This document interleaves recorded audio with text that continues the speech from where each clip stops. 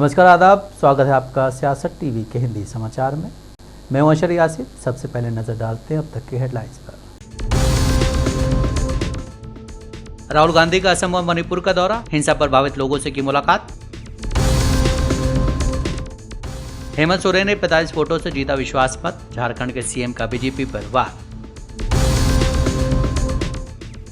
सुरेंद्र कोहली को बरी किए जाने पर सुप्रीम कोर्ट में बोली सीबीआई, कहा वो बच्चियों को मारकर पकाता था।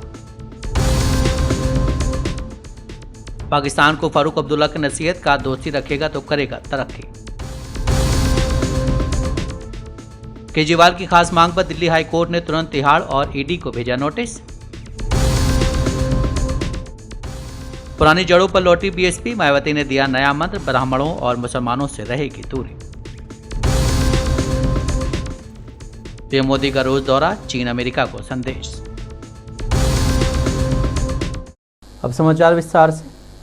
कांग्रेस नेता राहुल गांधी आज असम मणिपुर दौरे पर हैं। वो आज सुबह हवाई यात्रा कर असम के सिलचर पहुंचे। उन्होंने फुदेरताल के थालाई इन यूथ केयर सेंटर में राहत शिविर का दौरा किया। यहाँ राहुल गांधी ने मणिपुर हिंसा के पीड़ितों से भी मुलाकात की। इसके बाद वो कछार भी गए। राहुल गांधी के मणिपुर के जिरीबीम जाने से पहले वहाँ गोलीबारी हुई। पिटोल गांव के पास फायरिंग की घटना हुई। सुरक्षा बलों ने गोलीबारी की घटना के बाद सर्च ऑपरेशन चलाया।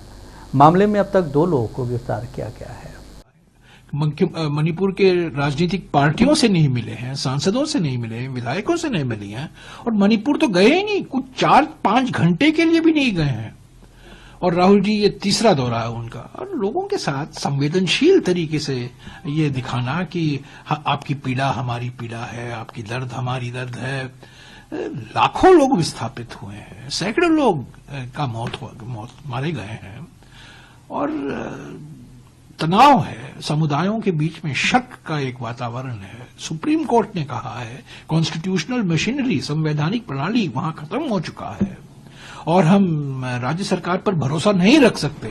ये सुप्रीम कोर्ट ने कहा है, ये उनकी टिप्पणियां हैं। पर ठीक है, पापा जो यूक्रेन के वॉर रुकाए थे, दावा किया था कि उन्होंने यूक्रेन में युद्ध रोका था, वो वापस मॉस्को जा रहे हैं। देखिए, हमने आज उनसे 3 सवाल पूछे। एक सवाल तो ये पूछा है कि देखिए, मनमोहन सिंह जी और पुतिन और जो वहां के प्रधानमंत्री हैं दिमित्री मेदवेदेव, उनके बीच में तो उनके 10 साल के कार्यकाल में 16 बार उन दोनों के बीच में मुलाकात हुई, और पुतिन और नॉन बायोलॉजिकल प्रधानमंत्री के बीच में 10 साल में सिर्फ 11 बार मुलाकात हुई है।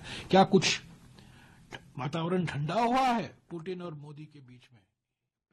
सुप्रीम कोर्ट ने आज पश्चिम बंगाल की ममता सरकार को बड़ा झटका दिया है। सुप्रीम कोर्ट ने बंगाल सरकार की उस याचिका को खारिज कर दिया जिसमें कलकत्ता हाई कोर्ट के फैसले को चुनौती दी गई थी। हाई कोर्ट ने अपने फैसले में संदेश खाली में महिलाओं के यौन शोषण, जमीन हथियाने और राशन घोटाले से जुड़े सभी मामलों में सीबीआई जांच का आदेश दिया था। कलकत्ता हाई कोर्ट के फैसलों को चुनौती देने वाली याचिका को खारिज करते हुए सुप्रीम कोर्ट ने ममता सरकार के रवैये पर सवाल उठाए। सुप्रीम कोर्ट ने कहा कि सरकार किसी शख्स को बचाने की कोशिश क्यों कर रही है। दरअसल संदेश खाली में टीएमसी से निष्कासित नेता शाहजहां शेख पर यौन उत्पीड़न और जमीन हड़पने के आरोप लगे थे। इस मामले में विपक्ष ने ममता सरकार पर जमकर निशाना साधा था।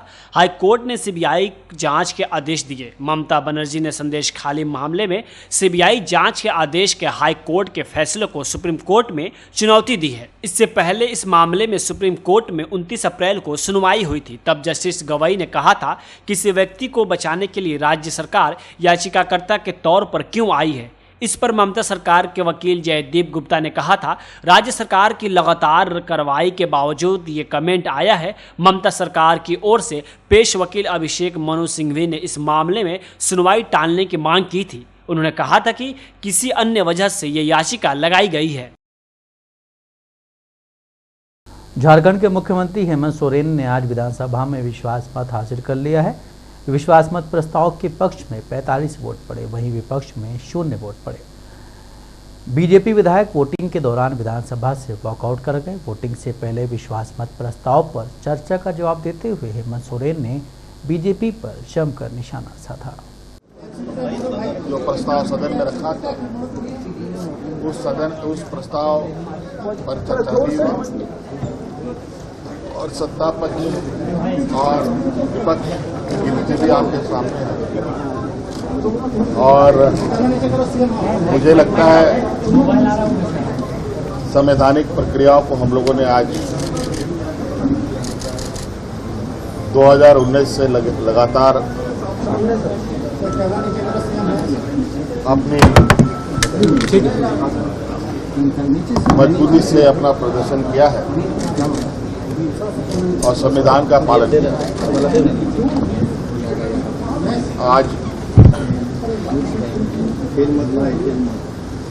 फिर से सत्ता पक्ष के एकजुटता और मजबूती का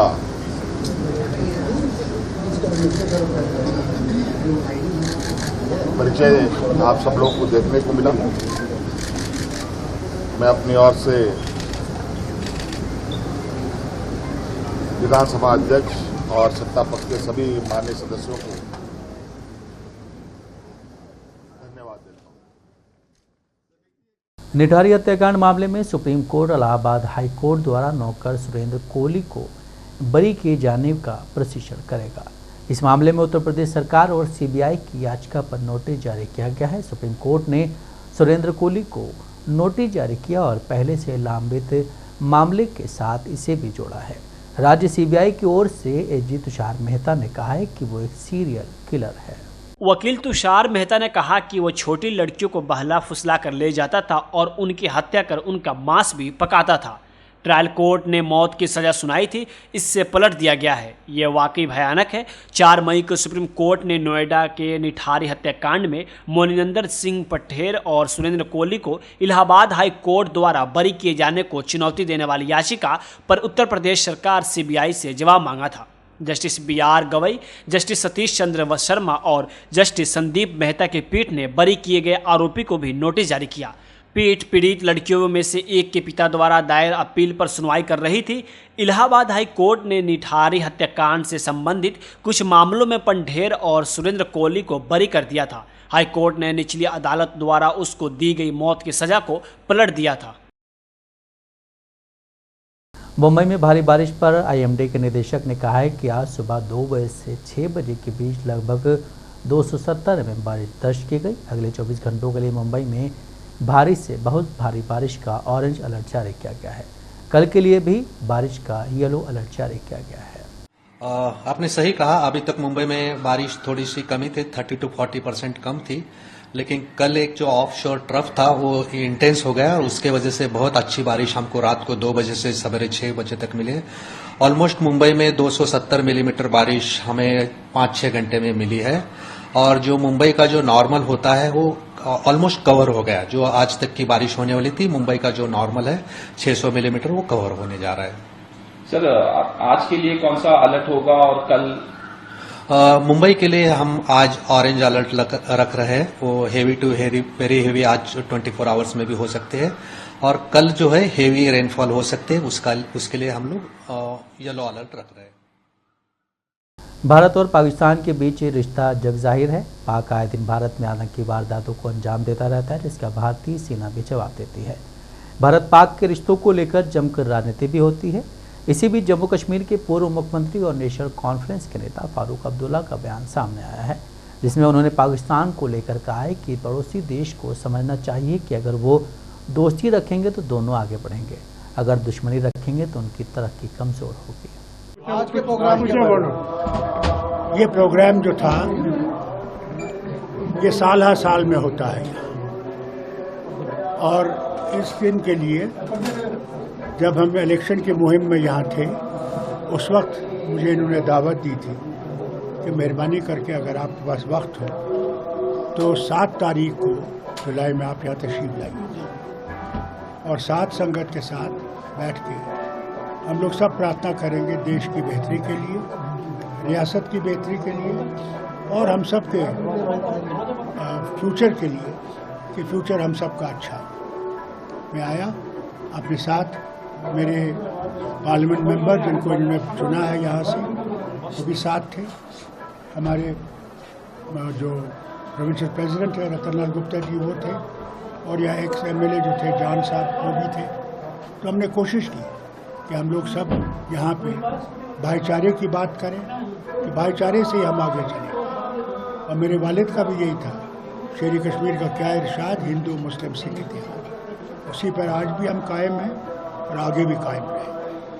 आज भी अपने पड़ोसी मुल्क को जो है सबक मिले, वो जो है आतंकवाद बंद करें, लेकिन राजौरी में सुबह भी आज एक आतंकी हमला हुआ है। देखिए, जहाँ तक पड़ोसी मुल्क का सवाल, हरियाणा के पंचकुला में आज सुबह एक दर्दनाक हादसा देखने को मिला। यहाँ पिंजौर के पास से एक बस पलट गई। बस पलटने के बाद हुए हादसे में 40 से ज़्यादा स्कूल के बच्चे घायल हुए हैं। वहीं हादसे के बाद मौके पर चीख पुकार मच गई। आनन फानन में वहां से किसी तरह से बच्चों को बाहर निकाला गया। इसके बाद सभी घायलों को अस्पताल पहुंचा दिया गया है। फिलहाल सभी घायल बच्चों का अस्पताल में इलाज चल रहा है। मात्रा पे सवारियाँ सवार थी, स्कूली बच्चे भी थे जो वहाँ ढगरू स्कूल है वहाँ जाते हैं। और जो ये बस है ये पलटी है मोड़ पे। अब इसके कारण क्या रहे हैं, इसकी जांच जो है पुलिस कर रही है। कारण अभी तो मेन जो हमारा फोकस है रेस्क्यू पे था। अभी रात की खबर ये है कि सारे बच्चे जितने हैं सारे स्टेबल हैं, किसी को ज़्यादा या सेकेंडरी इंजरी नहीं है जो क्रिटिकल हो। हमारे यहाँ पे सिविल अस्पताल के अंदर ही लगभग 30 बच्चे लाए जा चुके हैं, बाकी पिंजौर में ही ऑब्जर्वेशन पे हैं। इसके अलावा 4 एडल्ट भी यहाँ लाए गए थे सिविल हॉस्पिटल में, जिनमें एक महिला है 60 साल की जिनकी बाजू में क्रश इंजरी, उनको पीजीआई चंडीगढ़ रेफर किया गया है। इसके अतिरिक्त एक मरीज और है जिनके लीवर में थोड़ी सी चोट है और थोड़ी हल्की ब्लीडिंग हो रही है, उनको अभी आईसीयू शिफ्ट कर रहे हैं। इसके अतिरिक्त जितने मरीज हैं, जितने भी दुर्घटना में थे बच्चे बस में या बड़े भी थे, वो अभी स्टेबल हैं। आगे पुलिस अपनी जांच कर रही है कि क्या कारण रहे और किसकी गलती है। दिल्ली हाईकोर्ट ने आज वकीलों से एक्स्ट्रा मीटिंग के लिए दिल्ली के मुख्यमंत्री अरविंद केजरीवाल के अनुरोध पर तिहाड़ जेल और ईडी को नोटिस जारी किया है। अरविंद केजरीवाल ने निचली अदालत के फैसले को हाईकोर्ट में चुनौती दी थी। निचली अदालत ने उनकी ये मांग खारिज करते हुए याचिका खारिज कर दी थी। अरविंद केजरीवाल ने याचिका में कहा है कि वो 30 मुकदमों का सामना कर रहे हैं, जिसके लिए वकीलों से बात करने के लिए उन्हें अतिरिक्त मीटिंग की इजाज़त दी जाए। फिलहाल उन्हें हफ्ते में 2 बार वकीलों से मुलाकात करने की इजाज़त दी गई है। हाई कोर्ट ने अरविंद केजरीवाल की याचिका पर तिहाड़ जेल अथॉरिटी और ईडी को नोटिस जारी कर जवाब मांगा है। केजरीवाल ने वीडियो कॉन्फ्रेंसिंग के जरिए अपने वकीलों के साथ हफ्ते में 2 और अतिरिक्त मुलाकात की इजाज़त मांगी है। अभी केजरीवाल नियमों के मुताबिक हफ्ते में सिर्फ 2 बार ही अपने वकीलों से मीटिंग कर सकते हैं। केजरीवाल का कहना है कि वो 30 से ज़्यादा केस का सामना कर रहे हैं, इसलिए उन केस के बारे में चर्चा करने के लिए इन मुलाकातों की संख्या बढ़ाए जाने की ज़रूरत है। इससे पहले ट्रायल कोर्ट ने केजरीवाल की इस अर्जी को खारिज कर दिया था। दिल्ली अखबारी नीति मामले से जुड़े मनी लॉन्ड्रिंग केस में अरविंद केजरीवाल तिहाड़ जेल में बंद है। निचली अदालत ने उनकी याचिका खारिज करते हुए कहा था कि याचिकाकर्ता के वकील यह बताने में असमर्थ रहे हैं कि वह उन्हीं आधार पर वीडियो कॉन्फ्रेंसिंग के जरिए 2 अतिरिक्त मुलाकात के हकदार कैसे हैं, जिन पर पहले आदेश में चर्चा की गई थी, निपटारा भी कर दिया गया था। दिल्ली सरकार में मंत्री सौरभ भारद्वाज ने कहा है कि पूर्वोत्तर जहां पर चीन धीरे धीरे अपने कदम बढ़ा रहा है, वहां एक पूरा राज्य लगभग गृह युद्ध की तरह पिछले 1 साल से जल रहा है और देश की प्रधानमंत्री वहां पर जाना ही नहीं चाहते हैं। ये बहुत शर्म की बात है। विपक्ष के नेता लगातार ऐसी जगहों पर जा रहे हैं। ये भारत सरकार के लिए बहुत ही बड़ी चुनौती है। देखिए, ये बहुत गंभीर समस्या है। ये देश की इंटरनल सिक्योरिटी से डायरेक्ट संबंधित है। नॉर्थ ईस्ट जहां पे चाइना धीरे धीरे अपने कदम बढ़ा रहा है, उसी नॉर्थ ईस्ट के अंदर जहां पे दशकों तक डिस्टर्बेंसेस चली, अलगाववाद चला, इंसर्जेंसी चली, उस नॉर्थ ईस्ट के अंदर एक पूरा राज्य लगभग सिविल वॉर की तरह जो है 1 साल से जल रहा है और देश का प्रधानमंत्री वहां पे जाना ही नहीं चाहते हैं। ये तो बहुत शर्म की बात है। आपके पास विदेशों में घूमने का समय है, आपके पास अपने देश के अंदर हाथरस जाने का समय नहीं है, और विपक्ष के नेता लगातार जो है ऐसी जगहों पे जा रहे हैं। ये भारतीय सरकार के लिए बहुत बड़ी चुनौती। दिल्ली सरकार के मंत्री और आप नेता आतिशी ने कहा है कि 2020 विधानसभा चुनाव में भाजपा ने 45 सीटें पार का नारा दिया था, लेकिन 8 पर सीमित रह गए। जिस प्रकार के षड्यंत्र भाजपा लगातार कर रही है, चाहे वो अपनी हरियाणा सरकार के माध्यम से दिल्ली का पानी रोकना हो, चाहे वो दिल्ली के सरकारी स्कूलों को ख़राब करने की साजिश हो, मैं आज आपको पूरे विश्वास के साथ ये कह सकती हूँ कि अगर भाजपा को 2025 दिल्ली विधानसभा में 1 सीट भी आ गई तो ये उनके लिए बहुत बड़ी बात होगी। यानी केंद्र सरकार द्वारा अपॉइंटेड चीफ सेक्रेटरी ने ये लिखित में दिया है कि टीचर्स की ट्रांसफर, पोस्टिंग और सारे सर्विस मैटर्स सिर्फ और सिर्फ केंद्र सरकार के अधिकार क्षेत्र में आते हैं और केंद्र सरकार के नुमाइंदे एलजी साहब के अधिकार क्षेत्र में आते हैं। तो ये बिल्कुल साफ है कि ये भारतीय जनता पार्टी का षड्यंत्र था।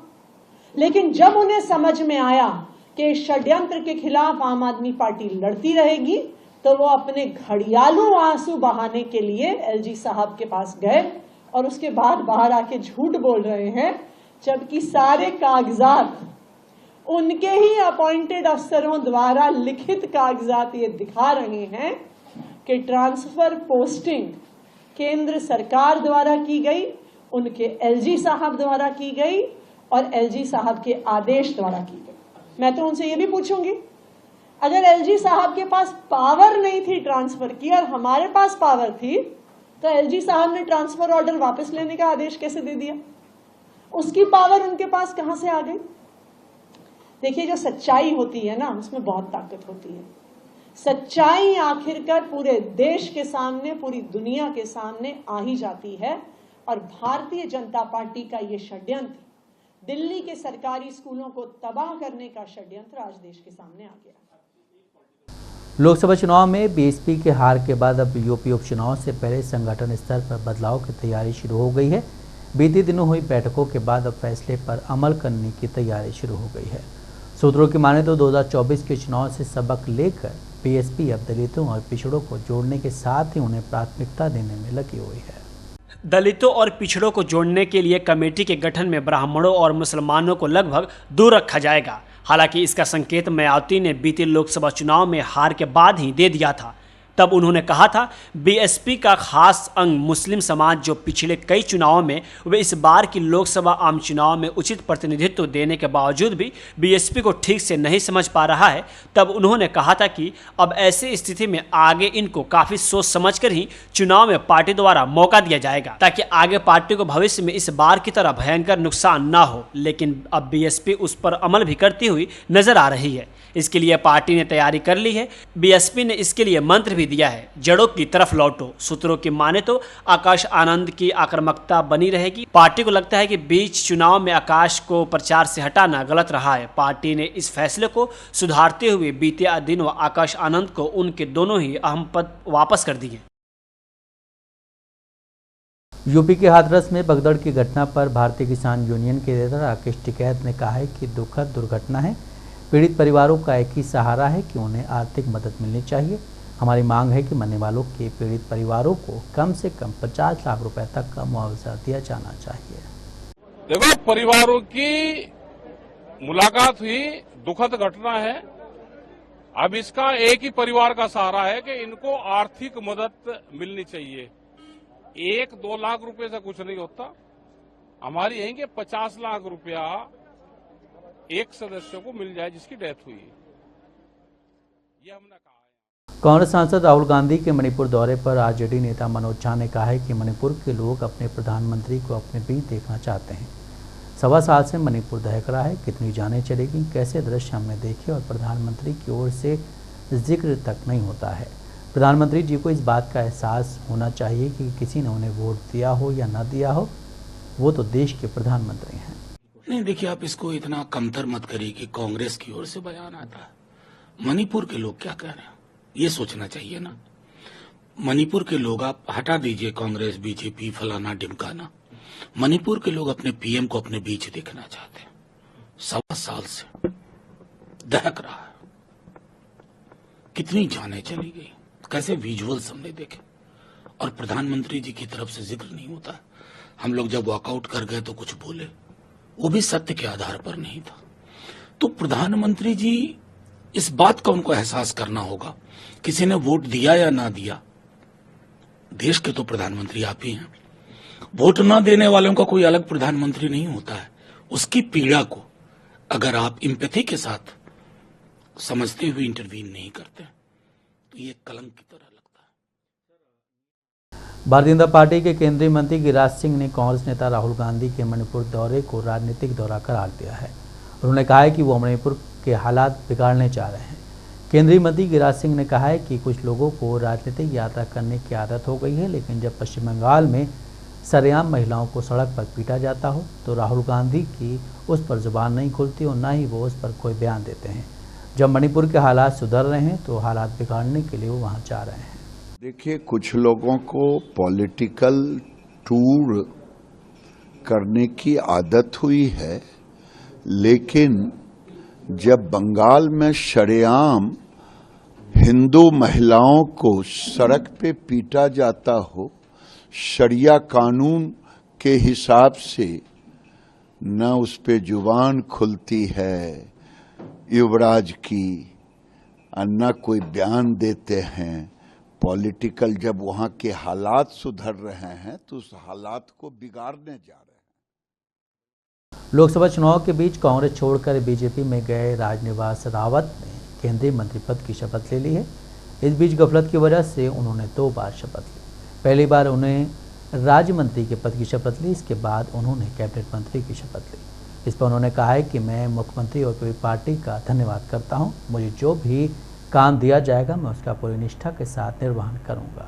आज शपथ ली है, मैं माननीय मुख्यमंत्री जी का और पूरी पार्टी का बहुत बहुत धन्यवाद करता हूं और मुझे जो भी काम दिया जाएगा उसे मैं पूर्ण सत्य निष्ठा से निर्वहन करूंगा और काम को अलग से करके दिखाऊंगा कि अलग तरह से काम कर रहे हैं। आज जब प्रधानमंत्री नरेंद्र मोदी का विशेष विमान मॉस्को में उतरा तो वहां की ठंडी हवाओं में भी गर्मजोशी की एक अनोखी लहर महसूस हुई। रूस और भारत के बीच संबंध कोई नए नहीं है, ये तो शीत युद्ध से दौर से चले आ रहे हैं, लेकिन फरवरी 2022 में शुरू हुए यूक्रेन संघर्ष के बाद इन संबंधों का महत्व और बढ़ गया है। रूस और भारत की दोस्ती उस समय की है जब दोनों देश अपने अपने राजनीतिक और आर्थिक मुद्दों से जूझ रहे थे।